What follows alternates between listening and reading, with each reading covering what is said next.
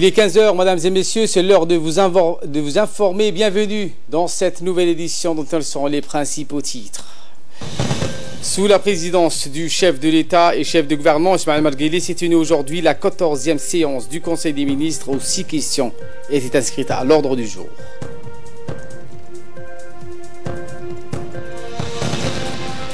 Également dans l'actualité de ce 15 h, les Américains ont commencé à voter pour désigner leurs députés et les sénateurs lors des mi-mandats. C'était les sommaires. Bienvenue sur Télé Djibouti. Sous la présidence du président de la République, chef du gouvernement, Ismaël Margueli, s'est tenue aujourd'hui la 14e séance du Conseil des ministres où 6 questions étaient inscrites à l'ordre du jour. Le ministre de l'Enseignement supérieur a fait tout d'abord le point au Conseil sur la rentrée universitaire 2018-2019, indiquant que 3354 étudiants et étudiantes ont rejoint cette année les différentes facultés de l'Université de Djibouti et sont au total 10 241 étudiants inscrits. Des filières d'excellence ont été créées et leurs accès se fait sur concours. Le ministre de l'Énergie a également fait une communication au chef de l'État, au Premier ministre et aux membres du gouvernement sur la mise en place d'un programme dit de transition énergétique où l'on réduira fortement la consommation d'énergie fossile pour passer aux énergies renouvelables. Le ministre a également évoqué les efforts menés pour l'électrification des régions et différentes localités. Le Conseil des ministres a ensuite examiné un projet de loi relatif à un prêt contracté auprès de l'Association internationale de développement d'un montant de 2,5 milliards de nos francs, et ce, afin de réduire les retards de croissance constatés chez certains enfants. Suivant le compte rendu de la première partie du porte-parole du gouvernement, également ministre des Affaires étrangères, Mahmoud Ali Youssouf. Bismillahirrahmanirrahim. Sous la présidence du chef de l'État, son Excellence M. Ismaël Margueli, s'est tenue la 14e séance du Conseil des ministres en ce mardi 6 novembre 2018.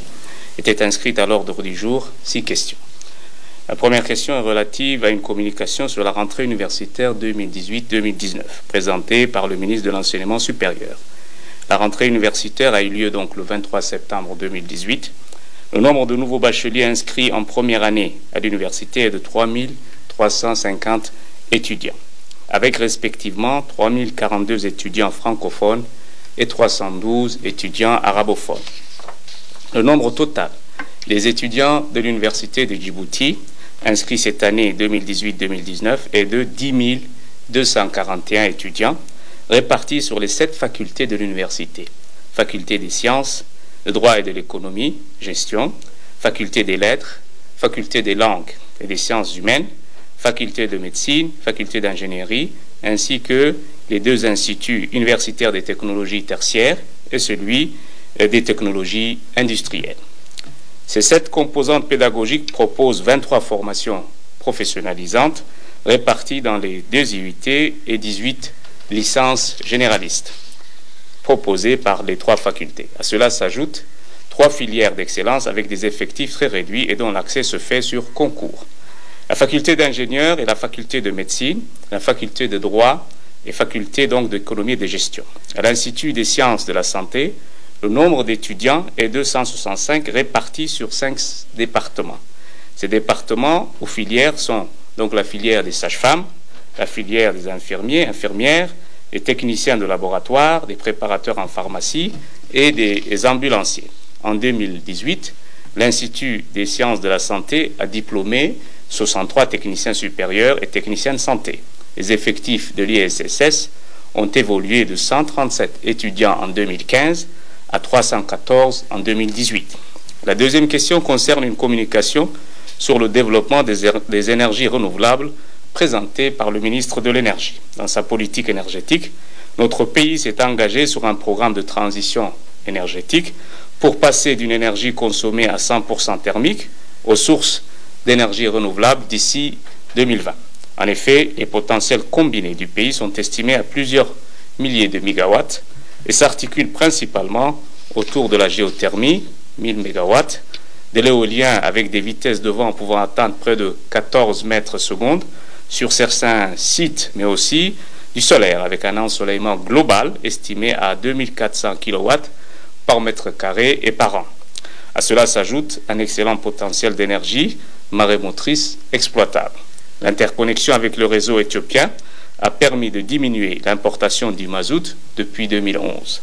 Cependant, les secteurs des ménages et du transport ont provoqué l'augmentation de la consommation des autres produits pétroliers tels que le gazole et le kérosène. À Djibouti, l'accès à l'énergie constitue un important défi pour le développement du pays. Dans les zones rurales, 3 villages sont alimentés actuellement par des mini-centrales solaires. Il s'agit de Ali Adailou et As'ela. D'autres villages tels que Sankal, Gourabous, Karta, Omarjaga, Leïta, pour ne citer que ceux-là, seront également équipés en kit solaire. Ils sont déjà équipés en kit solaire.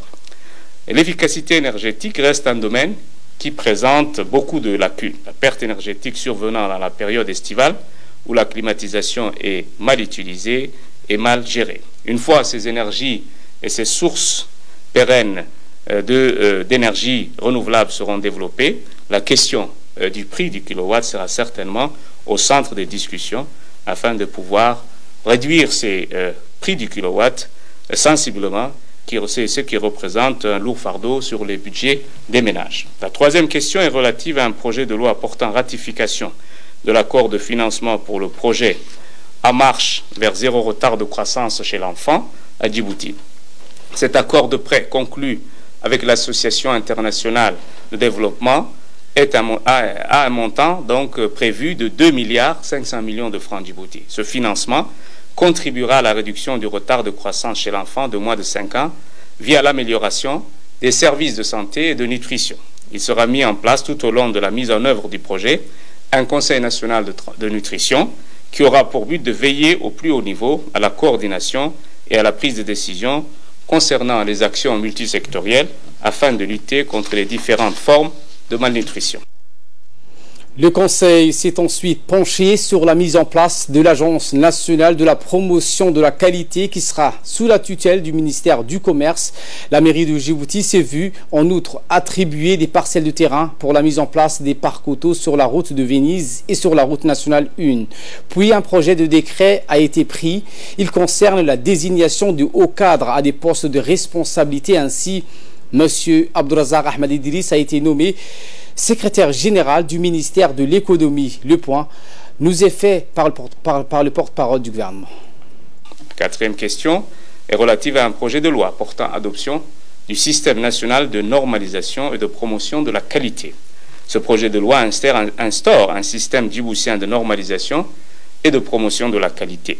La mise en place d'un cadre juridique dans ce domaine obéit à des impératifs de développement socio-économique de notre pays et à la volonté politique du gouvernement à bien réguler et assainir l'économie nationale. Pour ce faire, ce texte de loi prévoit la mise en place d'un organisme national de normalisation dénommé Agence djiboutienne de normalisation et de promotion de la qualité, une structure publique placée sous la tutelle du ministère délégué au commerce.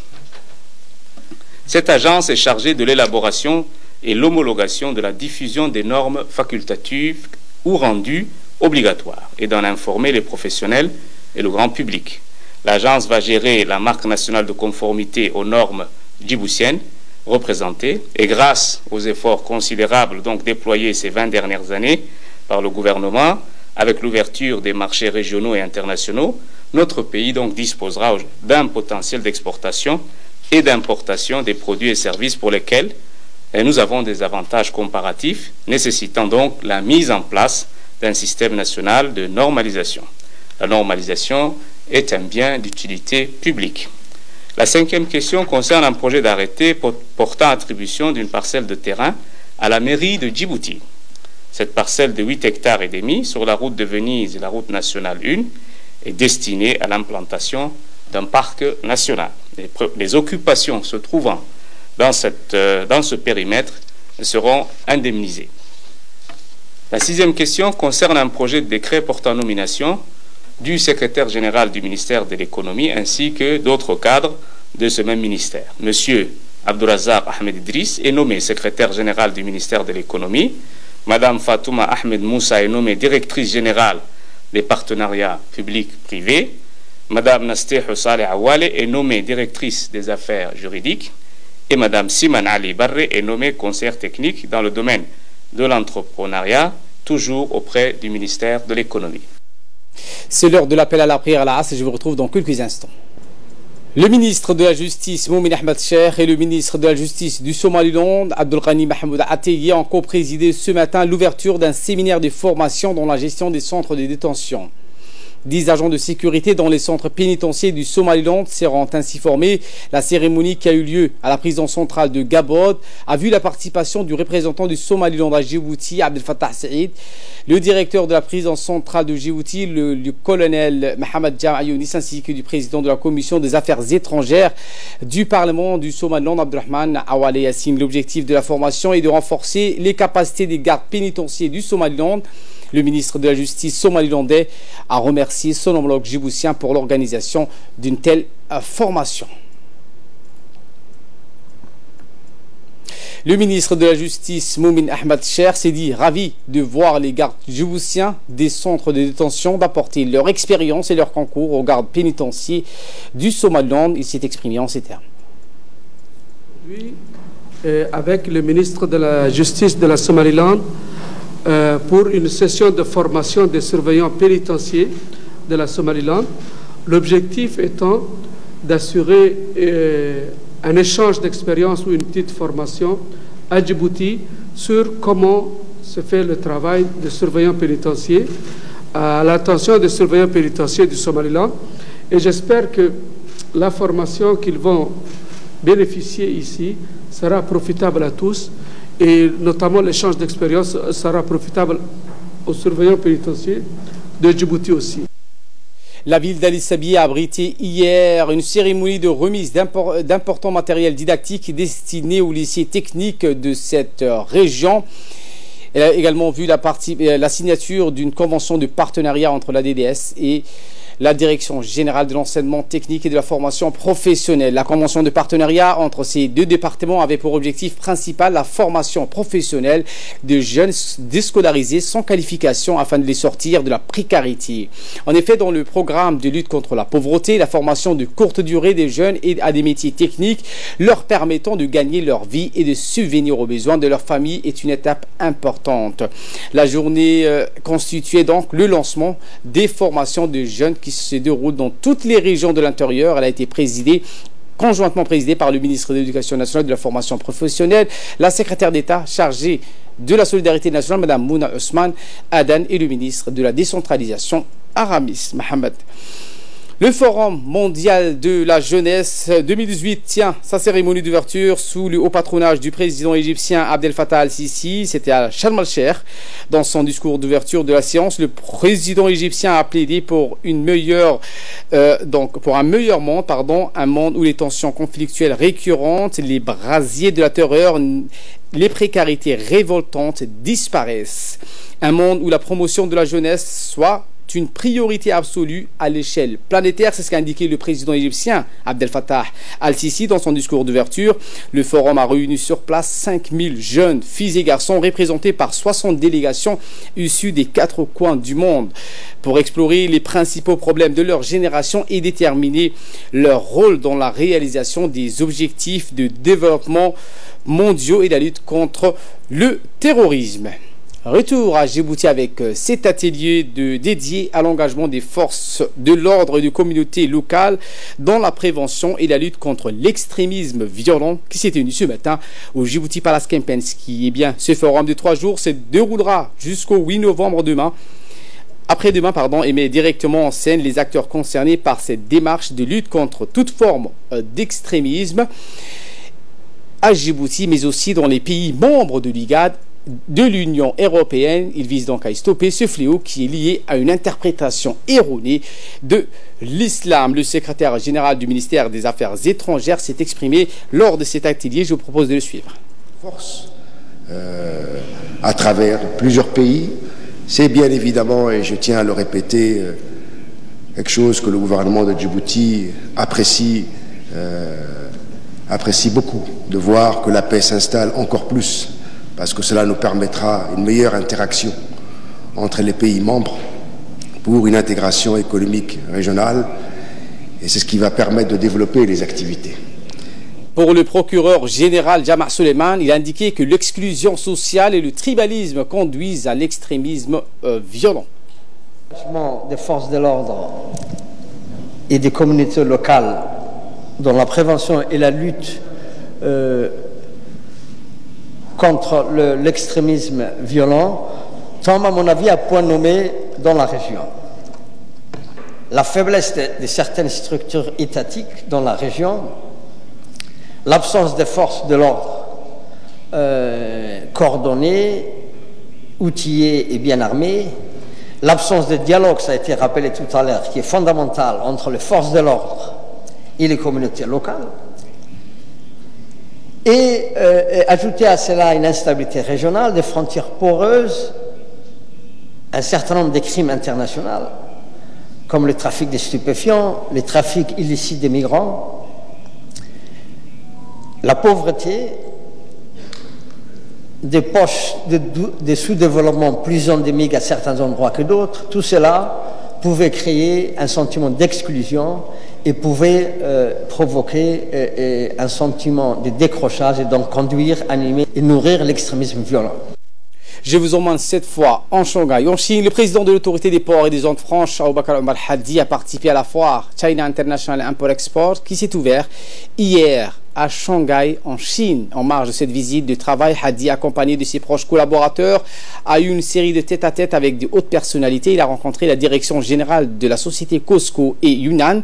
Les discussions de cette rencontre avec ces deux grandes compagnies étaient basées sur l'avancement du développement de l'industrie maritime du Djibouti en tant qu'acteur important du système commercial maritime. En outre, les discussions ont porté sur l'utilisation de Djibouti en tant que hub aérien pour les cargos entre la Chine et l'Afrique.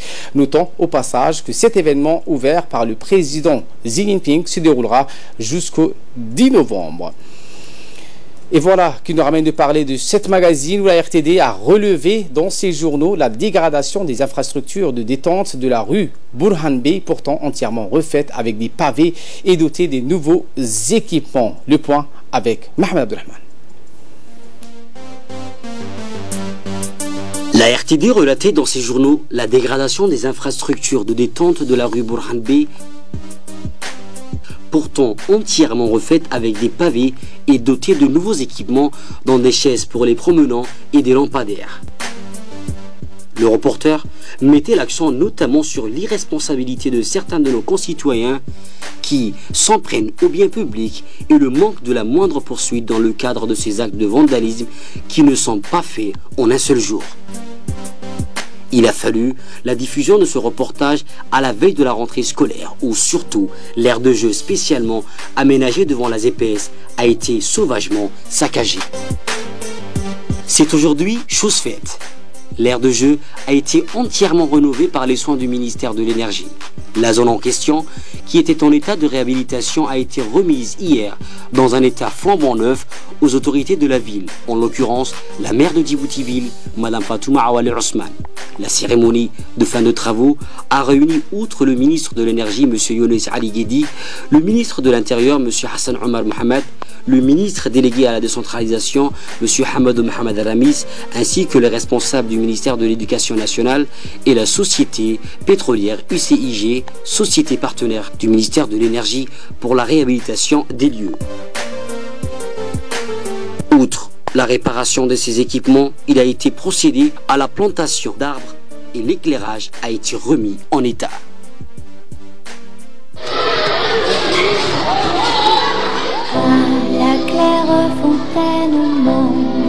L'aire de jeu est un lieu de vie qui permet aux enfants de développer leur motricité et leur confiance en soi, de nourrir leur imaginaire et leur relation avec les autres. Aire de jeu constitue un des rares endroits où l'enfant peut se confronter à des équipements spécialement conçus pour lui et s'enrichir de toute une palette d'émotions. Les feuilles d'un chêne, je me suis fait sécher sur la pluie. Il est à espérer que cette fois-ci, ils seront gardés en état et que les responsables de la sécurité publique y veilleront. Il y a longtemps que je t'aime, jamais je ne t'oublierai. Le comité technique sur le suivi de l'état de lieu des centres et d'actes d'état civil s'est réuni hier dans la salle de réunion du ministère délégué chargé de la décentralisation. La réunion a porté sur la restitution par les consultants nationaux des travaux de terrain sur l'état des lieux des centres d'état civil dans le territoire national. Les participants ont largement discuté les résultats récoltés sur le terrain qui leur ont été présentés. Ils ont par la suite formulé des recommandations en vue de l'amélioration du fonctionnement des centres d'état civil. L'ancien député, Ali Soubani Ateye, se lance à la conquête du poste de secrétaire général de l'Union parlementaire africaine, l'UPA. L'ex-professeur d'université et député à l'Assemblée nationale, Ali Soubani, se lance à 43 ans à la conquête du poste de secrétaire général de l'Union parlementaire africaine. L'organisation interparlementaire continentale créée le 13 février 1976 à Abidjan, en Côte d'Ivoire. Après avoir gravi tous les échelons au sein du parti au pouvoir, le Rassemblement populaire pour le progrès, Ali Soubani Ateye fut élu au Parlement en 2008 à seulement 32 ans. Ce jeune quadragénaire, jouissant d'une grande expérience parlementaire, tant sur le plan national qu'international, possède aujourd'hui toutes les qualités pour réussir ce grand challenge. Le service de la chirurgie orthopédique entreprend une véritable prouesse de bloc des spécialités à l'hôpital général Pelletier dans la prise en charge des patients souffrant de traumatismes ou diverses affections de l'appareil locomoteur. L'orthopédiste Dr Moustapha et son équipe réalisent chaque jour des interventions poussées en la matière, notamment pour la mise en place des prothèses partielles ou totales dans les différentes parties des articulations. Il s'agit d'une chirurgie qui traite toutes les déformations et les malformations des os, des articulations, des muscles et des tendons de manière à remédier aux handicaps. Nous avons appris avec beaucoup de tristesse le décès survenu ce matin à l'hôpital saoudo-allemand de Sanaa au Yémen de feu Mouaqaf Mohamed Mourbel suite à une crise cardiaque. Né en 65, le défunt a laissé derrière lui une veuve et 3 enfants. Le défunt n'est autre que le frère de notre collègue Magdi Mourbel, journaliste de la section arabe. Tous les personnels de la RTD présentent leurs sincères condoléances à la famille, aux proches et aux amis du défunt. Nous prions le tout miséricordieux de l'accueillir dans son paradis éternel. Et de là, nous passons aux nouvelles à travers le monde avec Fardous Hussein qui nous a rejoint sur ce plateau. Bonjour Fardous. Bonjour. On commence avec les États-Unis où les Américains ont commencé à voter pour désigner les députés et sénateurs à l'occasion des élections de mi-mandat. Eh oui, allez, donc c'est un scrutin généralement défavorable au président élu Donald Trump qui pourrait encore faire mentir les commentateurs. Si les démocrates sont donnés vainqueurs à la Chambre des représentants, le Sénat devrait rester à majorité républicaine après une campagne où tous les coups ont été permis. Hier soir, lors de son dernier meeting, Donald Trump a résumé ainsi le choix s'offrant aux électeurs. Si vous voulez plus de caravanes, plus de crimes, votez démocrate. Si vous voulez des frontières fortes et des communautés sûres, votez républicain. Chez les démocrates, l'ex-président Barack Obama s'est investi personnellement dans la campagne en multipliant ainsi les meetings. Si les républicains parviennent à conserver leur majorité au Sénat, c'est l'assurance pour le président américain de rester au pouvoir d'ici jusqu'à 2020, aux grandes dames d'une partie des démocrates qui rêvent encore à une très improbable destitution. Et ces disparitions, encore une fois, l'Organisation internationale pour les migrants a indiqué que 564 personnes sont mortes depuis le début de l'année en mer Méditerranée. Ils continuent de mourir. Et oui, Ali, pour un chiffre récent, 13 migrants d'Afrique subsaharienne ont été trouvés morts alors qu'ils tentaient de rejoindre les côtes espagnoles à bord d'embarcations de fortune, tandis que 80 autres ont été sauvés par des gardes-côtes ont investi et annoncé les autorités à Melilla, l'enclave espagnole au nord-est du Maroc. Les corps des 9 autres morts, tous des hommes, ont été repêchés. La Croix-Rouge a essayé de réanimer 4 autres, mais en vain. Les migrants sont arrivés en Espagne par vent maritime depuis le début de cette année. Plus de 47 000 personnes, selon l'Organisation internationale pour les migrations, dont 564 personnes ont perdu la vie. Nous terminons avec un mot de sport. Des matchs de Coupe d'Europe ce soir. Club de champions se joue à 21h45. Et oui, Ali, c'est dans un contexte très particulier que le Paris Saint-Germain se déplace à Naples ce soir sur le terrain en Ligue des Champions. Cela ne va guère mieux puisque le PSG n'est que 3e de son groupe derrière Liverpool et son adversaire du jour. Au pied de Vésus, Thomas Tuchel devrait titulariser l'attaquant uruguayen Cavani, qui a fait les beaux jours de Napoli de 2010 à 2013 et le gardien italien Gigi Buffon. Au moins donc le PSG caracole en tête de la Ligue 1 avec 12 victoires. En tant que les matchs, qui ne sait pas donc tous les matchs de Monaco, les joueurs de la principauté Ali donc sont en position relégable et n'ont toujours pas gagné de match depuis l'arrivée de leur nouvel entraîneur Thierry Henry. Merci Fardos Hussein pour ces éclairages et merci à vous de nous avoir suivis. Très bon suivi du programme sur Télé Djibouti.